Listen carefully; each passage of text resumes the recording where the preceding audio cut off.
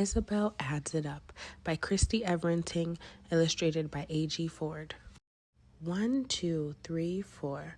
What could possibly be making that noise next door? Isobel is definitely a problem solver. Addition, subtraction, multiplication, division. But trying to figure out who is causing all the noise next door is one problem she can't quite work out. Is it a marching band? A basketball team in the middle of a practice? Or maybe even a family of elephants? Isobel loved math. She loved the soft curves of the number 3, the hard edge of the 7, and how numbers always made sense to her. In the quiet of her room, she sharpened her pencil and zipped through her homework. And then the new neighbors moved in next door. They made loud noises. They bumped, they clomped, they banged, they stomped. Isobel said, "I think acrobats live next door." She couldn't concentrate with all the noise. She had subtractions, additions, multiplications all due Monday.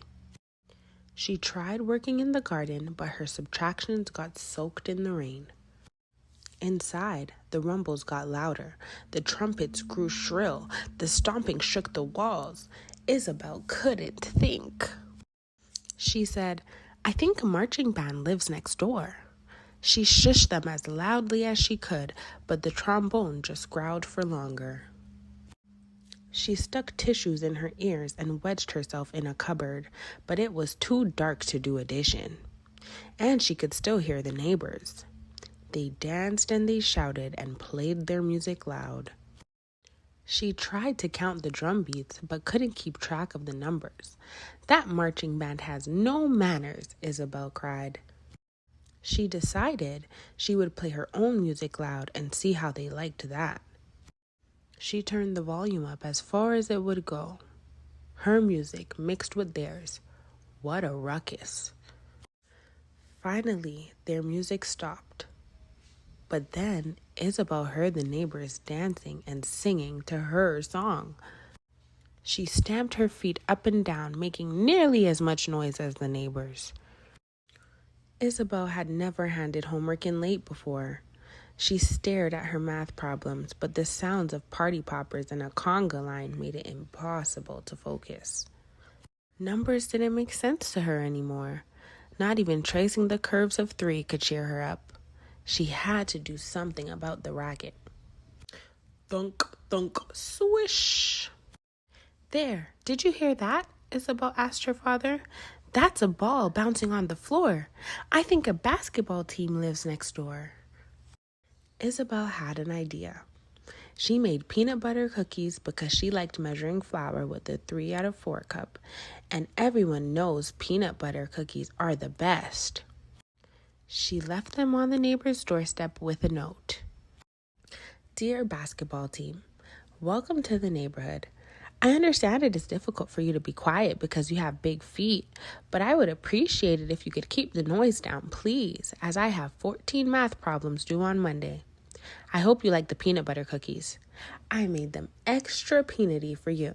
Love, Isobel, apartment number 2. That evening, a note got slipped under her door. To Isobel, "Sorry about the noise. Thanks for being understanding. We do have big feet. We will try to be more quiet. Thanks for the cookies. Peanut butter is my favorite. I also have math homework due on Monday. Maybe we could study together? Love from Bernadette, next door." Isobel wasn't sure. She loved quiet, and Bernadette made an awful lot of noise. The next day, there was a loud knock. Bernadette was not what Isobel imagined. And it turned out she was an excellent study partner after all. They could do subtractions outside even when it rained. Bernadette was fantastic at times tables. She could remember 6 times 7 every time. After all, an elephant never forgets. They baked different peanut treats together. Isobel measured and Bernadette cleaned up. When it got too loud inside, Bernadette helped with that too. They both finished their math problems on time. And sometimes Isobel joined the ruckus next door.